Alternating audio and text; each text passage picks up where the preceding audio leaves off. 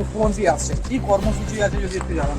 আজকের কর্মসূচি উনি তারকেশ্বরে তারকনাথ মন্দিরের প্রথম পরিদর্শনে যাবেন, দর্শন করবেন এবং তারপর তিনি প্রশাসনিক বৈঠকে আসবেন। আমরা যেখানে দাঁড়িয়ে রয়েছি ঠিক এই জায়গাতেই প্রশাসনিক বৈঠক হবে।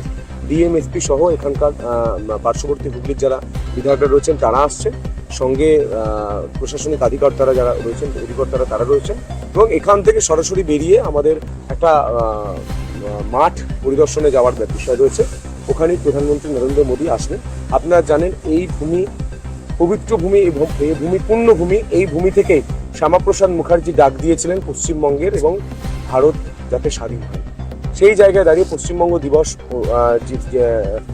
অনুষ্ঠানে প্রধানমন্ত্রী নিজে আসছেন এবং সার্বিকভাবে আপনারাও বুঝতে পারছেন অনেক কিছু বলতে গিয়েও আটকে বলতে হচ্ছে। অনেক প্রশাসনিক বৈঠক, অনেক বিষয় নিয়ে আলোচনা হবে, অনেক সুখবর আসছে তারকেশ্বরের জন্য, অনেক সুখবর আসছে হুগলির জন্য, আরামবাগের জন্য। অপেক্ষা করুন, জানতে পারবেন।